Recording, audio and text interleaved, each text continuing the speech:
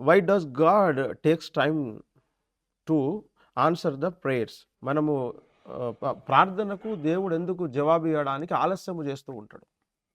దానికి ఎన్నో కారణాలున్నాయి. ఎన్నో కారణాలు. దానికి ఎన్నో కారణాలు. అది చెప్పాలంటే ఇంకా దానికి 3, 4 గంటల టైం పడుతుంది. హ్మ్. మొట్టమొదటి విషయం ఏంటంటే, మనం అడిగింది దేవుని చిత్తము కాదు అనుకున్నప్పుడు ఆయన జవాబియ్యడు.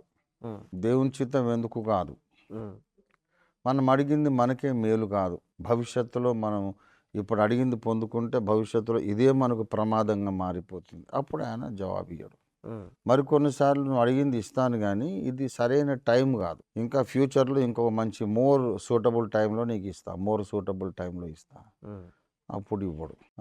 కనుక ఒక్కోసారి మనల్ని మన విశ్వాసాన్ని పరీక్షించడానికి చాలా కఠినమైనటువంటి పరీక్ష ఏంటంటే, ప్రార్థనకు జవాబు దొరకకపోవడము విశ్వాసానికి అతిపెద్ద పరీక్ష. ప్రార్థనకు జవాబు రాకపోయినా వీడు దేవుణ్ణి నమ్మగలడా? దేవునికి తెలుసు. నాకేది మంచిదో దేవునికి తెలుసు. ఏది ఇవ్వాలో తెలుసు. ఎప్పుడు ఇవ్వాలో తెలుసు. అడిగింది ఇవ్వలేదు. అయినా సరే ఆయన నా తండ్రి. ఆయన్ని నమ్ముకుంటాను.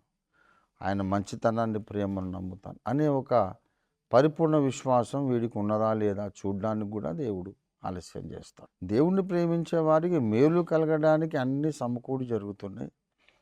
ప్రార్థన ఫలితాలు పొందడంలో డిలే కూడా మనకు మేలు కలగడానికి జరుగుతుంది. హ్మ్. ఏదైనా ఒక ప్రార్థన చేసినప్పుడు అది పొందుకునేంత వరకు, జరిగేంత వరకు ప్రార్థన చేస్తూనే ఉండాలా? లేదా ఒక ప్రార్థన చేసి తప్పక దేవుడు తన టైంలో నెరవేరుస్తాడని చెప్పేసి ఆ ప్రార్థన చేయకుండా ఇక విశ్వాసంతోనే కొనసాగించాలా? ఇంకా చాలు, నువ్వు ప్రార్థన చేయక్కర్లేదు, నీ ప్రార్థన నా సన్నిధిలో ఉంది, ఇంకా ఆపేయి, ఈ విషయంలో ప్రార్థన నడిపింపు కూడా దేవుడు ఇస్తాడు. అప్పటిదాకా ప్రార్థన చేయాలి. చేయాలి. మరి ప్రార్థన అనేది పెద్ద మర్మమైనటువంటి అంశము. ఒక చిన్న విషయం చెబుతాను. సార్. ప్రార్థన చెయ్యగానే వెంటనే సమాధానాలు వస్తూ ఉంటాయి.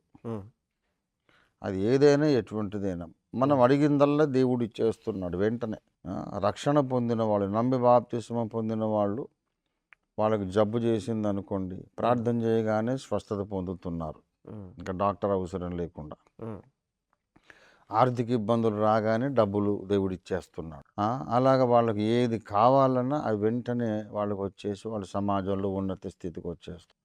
నిన్న మొన్న దిక్కు లేకుండా దరిద్రులుగా ఉన్నవాళ్ళు యేసుప్రభుని నమ్మగానే వాళ్ళ దేవుడు వాళ్ళ ప్రార్థనలు వెంటనే వింటున్నాడు. వాళ్ళ పరిస్థితులన్నీ మారిపోయినాయి అని చూస్తే ఈ సమాజంలో అందరూ వచ్చి మతంలో దిగుతారుగా మరి. అవును.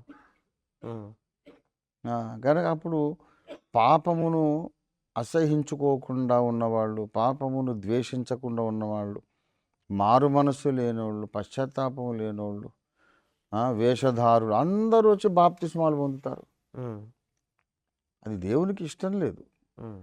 ఇప్పుడు చాలామంది యేసుప్రభుని ఎందుకు నమ్మడం లేదంటే, యేసుప్రభుని నమ్మిన వాళ్లకు కూడా అదే కష్టాలు కొనసాగుతున్నాయి. యేసుప్రభుని నమ్మగానే వాళ్ళు బాగున్నారు అనేది ఉంటే అందరూ వచ్చేస్తాం. అవును. కనుక విశ్వాసము ద్వారా రక్షణ పొందాలి. ఆ తర్వాత విశ్వాసం తర్వాత పశ్చాత్తాపము, మారు మనసు ఉండాలి.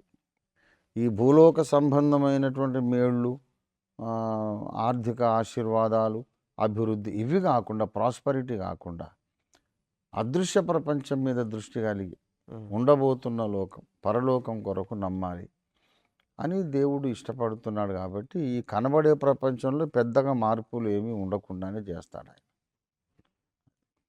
Okay sir. ఓకే.